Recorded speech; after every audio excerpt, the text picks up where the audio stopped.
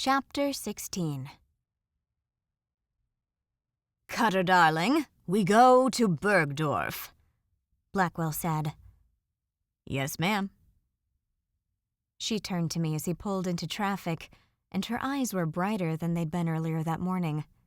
Hell, give the woman a reason to shop and they became electric. "You know, just saying the word Bergdorf sounds like mischief to me," she said.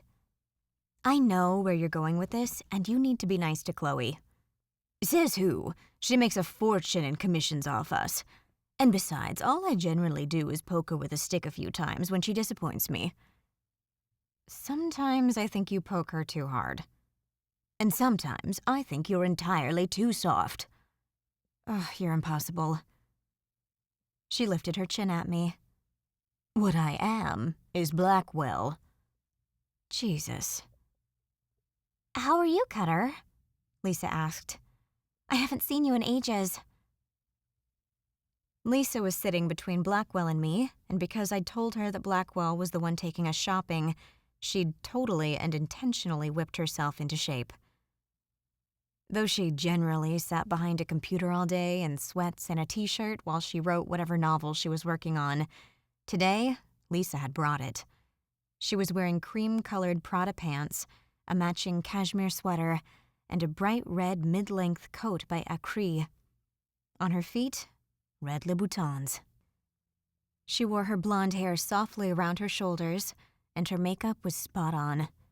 She'd nailed it to the point that Blackwell actually gave her a compliment when we picked her up. "I'm good, Lisa," Cutter said. "Yourself?" "Fantastic. This morning, one of my zombies whacked off a guy's head, cracked open his skull with the help of rock, and used his fingers to scoop out his brains so he could eat them. But since that's clearly been done before, I'm thinking of throwing in a twist. If the dead guy was smart, maybe eating his brains will make the zombie smarter." "Actually, that would be a nice twist." "I think it might be too. I mean, what if the dead guy was some sort of genius, and the zombie becomes super smart because of eating his brain? Think of the possibilities."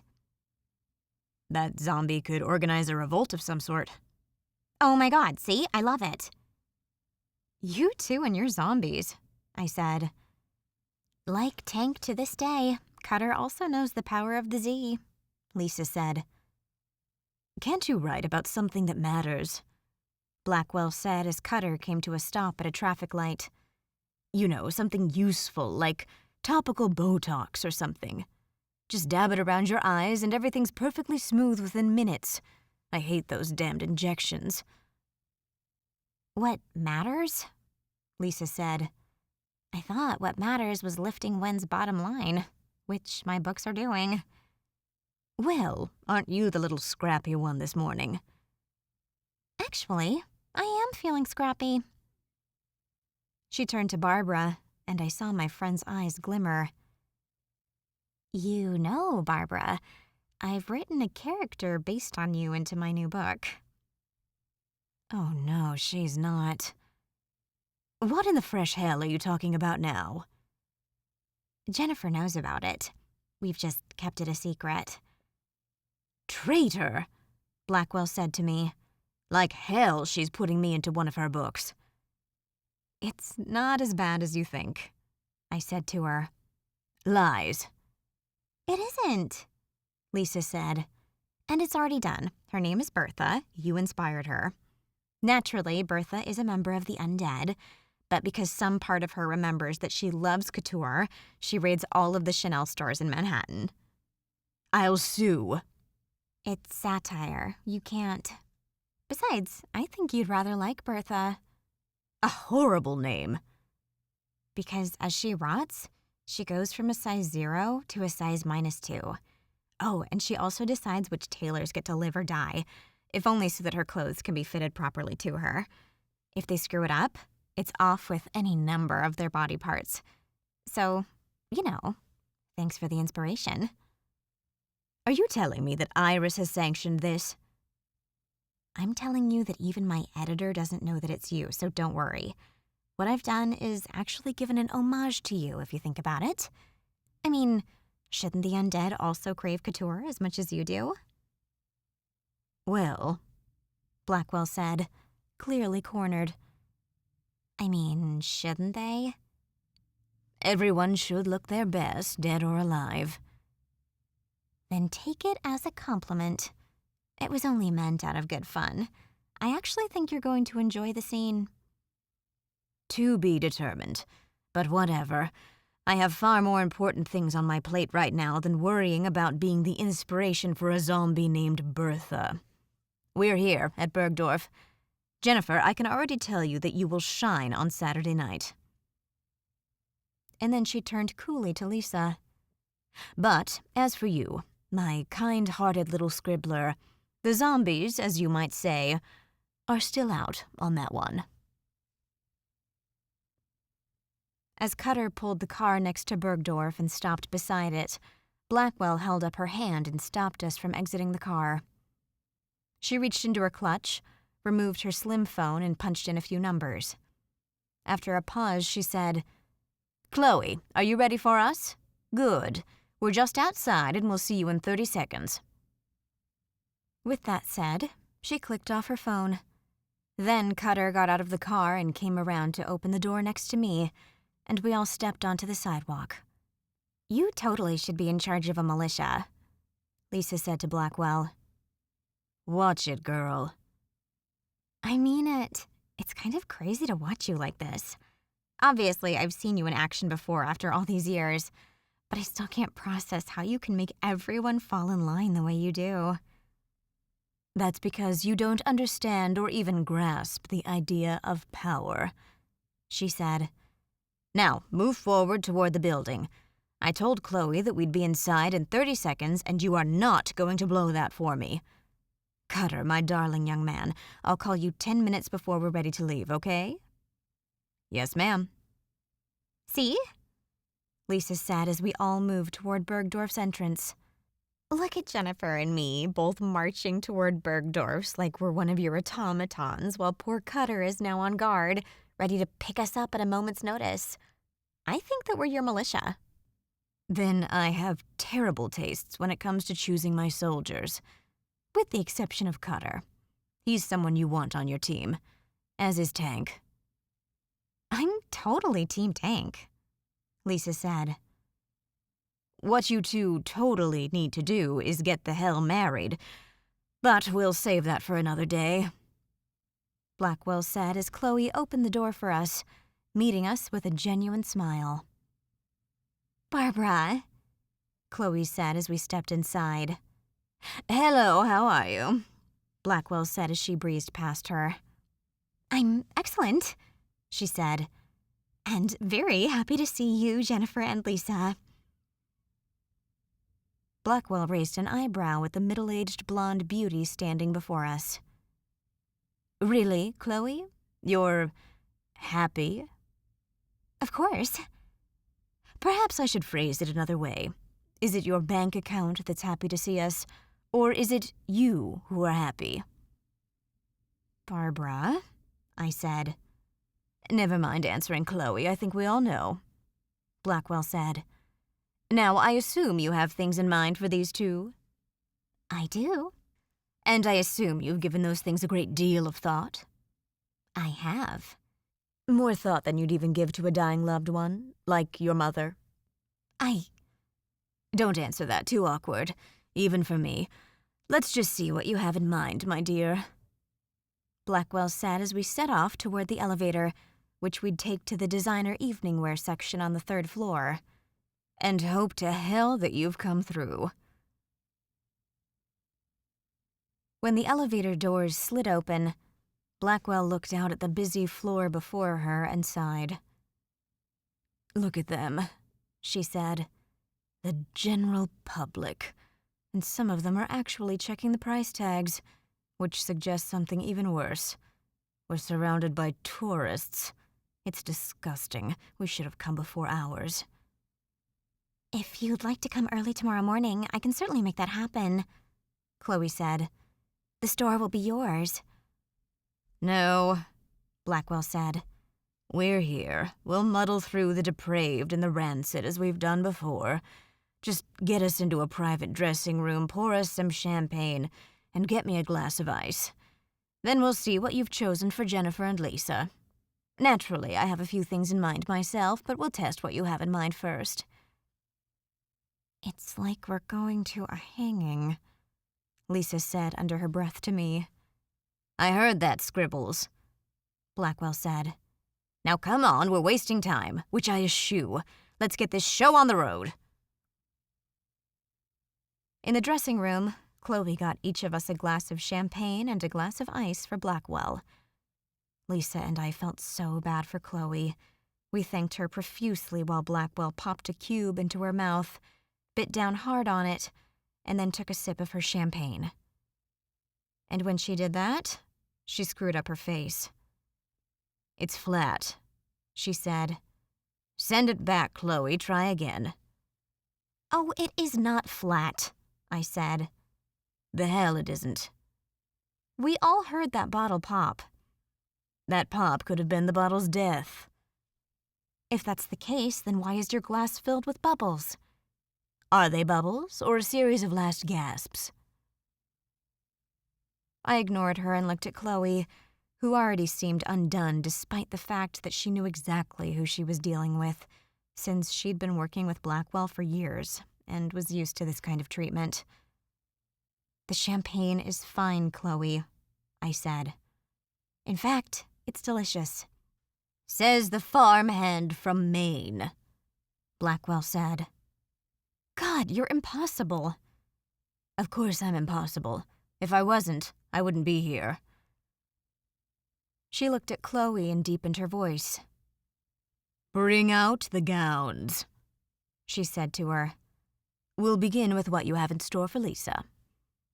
"Of course, Barbara," Chloe said, and then she moved through a door and disappeared from sight, likely to take one mother of a Xanax. "Stop being such a bitch," I hushed at Blackwell. "Oh, please, you love it. And besides, Chloe knows that I'm mostly only joking, so lighten up." "She's starting to go pale," Lisa said. "Then perhaps she should find a better foundation that's more suited to her skin tone." "Here is my first choice," Chloe said when she re-entered the room with a deep red gown slung carefully over her arms. She moved to the center of the room, hung it on a stand so it was reflected in the mirrors that surrounded it, and then stepped back so all of us could have a better look. "I love it," Lisa said. "You'd love the first donkey set free from the barn," Blackwell said as she stood. "Though I have to admit it is pretty." She locked eyes with Chloe. "Alexander McQueen?" "It is?" "His crystal-embellished bustier gown?" "That's right." "The one featured in this month's Vogue?" "The very one, and it's so new we're the only establishment in the city to have received it." "Hyperbole." "It's true." "I can't have Lisa or Jennifer showing up in something that some other woman will be wearing. You know how important that is to me." "I do, Barbara. That's why this is my first choice for Lisa." "Well, how clever of you." Blackwell circled the dress with her glass of champagne in her hand and admired its design. "V-neckline," she said almost to herself. "Square back, gently ruffled hem, viscose. Long column silhouette, which was a smart call on your part, Chloe, since Lisa has always been my perfect size 0, something Jennifer will never achieve. If fitted properly, this dress will actually give Lisa a shape." "I have a perfectly fine shape," Lisa said. "You're a stick with tits and a menstrual cycle," Blackwell said. "And you know it, so try it on and then we'll assess. In the meantime, Chloe, please bring out every other dress you had in mind for Lisa. We'll see how she looks in this, but I want to see her other choices." "Of course," Chloe said. "I'll be right back." "And here I thought you were about to run," Blackwell said to her as she sat down on a chaise lounge and fluttered her eyelashes at me. "Stop it," I said. "Never," she answered, and then she lowered her voice. "Let me just say this again. I've known Chloe far longer than I've known you, my dear, and she knows that much of this is just an act. We each play our part. I get to have a bit of fun. She gets to run around like a madwoman who ultimately makes a hell of a lot of money. And at the end of the day, we part friends. So calm down. After the hell these past few days have been for everyone in this city, this sideshow is a necessary distraction. It's gorgeous, I said when Lisa stepped out of the changing room and stood before us. Look at how well it already fits her, Barbara, even before there's been any tailoring. That's because McQueen understands women like Lisa, she said. Thin women who need a bit of trickery to bring out their best. I've never dressed you and him because he doesn't understand that ass of yours or your curves. That said, Valentino and Dior celebrate the kind of body you have, which is why I generally dress you in them. But Lisa was built for McQueen. How do you feel in it, my dear? She asked Lisa. Lisa stood in front of one of the mirrors and turned this way and that. And as she did, a slow smile started to spread across her face, which lifted my heart. I loved my best friend, and seeing her happy right now made me just as happy for her. I kind of dig it, she said. I mean, I get it. It needs to be taken in at the waist and let out at the bust, but this dress rocks. I especially like how the red offsets my blonde hair. But you already thought of that, didn't you, Chloe? I had it in mind, she said. Then I'm done, Lisa said. This is it. But you haven't even looked at the other dresses and gowns Chloe chose for you, Blackwell said. This was Chloe's first choice for a reason, she said. And there's a clear reason why.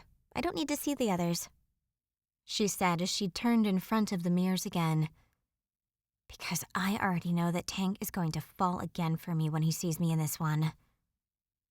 Then we'll take it, Blackwell said. Especially if it can finally bring you two to the altar. When it came to me, Blackwell didn't even ask Chloe what she had in mind.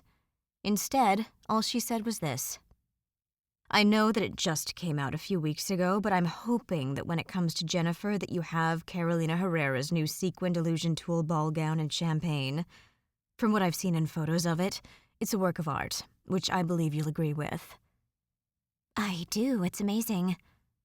Then don't break my heart, Chloe. Tell me you have it. And if you do, tell me how many you have already sold. We have it, she said, but we only received one. While I'm certain that Lisa's McQueen is exclusive to us, I will warn you on this. I'm not sure if other retailers have this particular gown in stock. Still, she shrugged at Blackwell. That said, it costs over $50,000. Even in this city, not many will be willing to spring on a gown for that price. So the odds are on our side that only Jennifer will be wearing it. There are plenty of people in this city with money, Chloe, Blackwell said. 50,000 is nothing to them. But will they appear at the same party in the same dress? Isn't that the main concern? Part of it. What concerns me most is that Jennifer is photographed in it first. So tell me, have you seen anyone featured in it in the magazines, on the internet? I scour the tabloids for just this sort of thing. I know that you do too. I've yet to see anyone in it, which isn't unusual since the dress is so new. Have you? I haven't. Has anyone phoned or come in to ask for it? Not that I know of, but I can certainly cast a net and find out. We'll do that later, Blackwell said, after we see it in person and decide whether it works on Jennifer, because that's when it will matter. So please, take Jennifer with you. I don't even want to see it first. I just want to see it on her and hopefully be delighted by what I see. Take her away, put the gown on her. She popped another cube of ice into her mouth and cracked down on it so hard it sounded like bones shattering. And then bring her to me. When I stepped out of the back room and into the interior of our private dressing room with Chloe, who at this point had seen me in my underwear so many times that dressing in front of her was like dressing in front of Lisa or Blackwell, Blackwell gasped and stood up from her sofa. Well, Blackwell said. Well, well, well. Herrera hasn't disappointed at all, has she? My goodness, just look at it, Jennifer. It's Devon over the moon. That's a new one, I said. Go with it. Now twirl. I turned in front of the many mirrors that were in front of me, and even I had to admit that this gown made me feel like a princess. I think it must have been made for that reason. Everything about it screamed Cinderella. Love, love, love, Lisa said. You think? I said to her.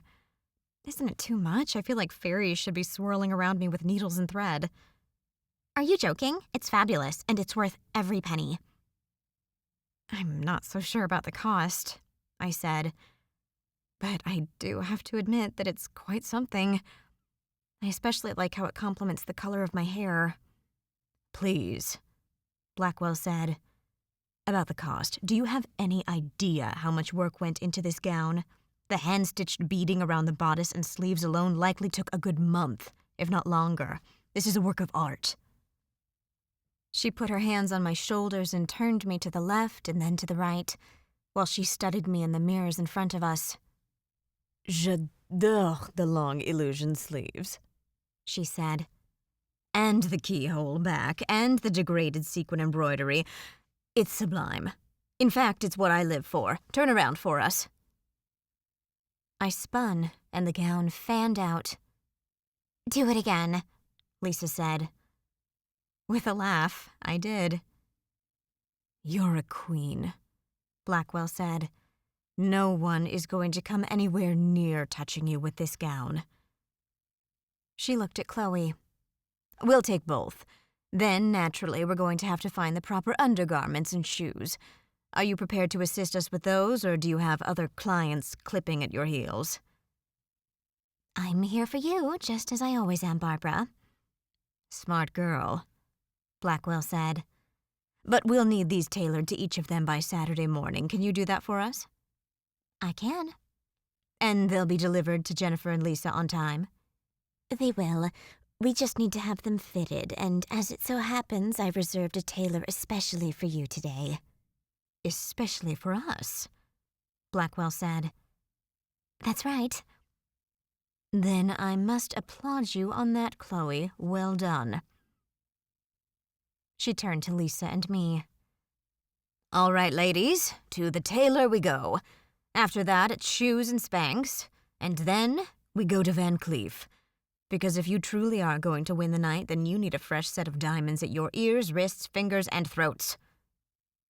Diamonds? Lisa said. At Van Cleef? Are you serious? I can't afford those along with this dress.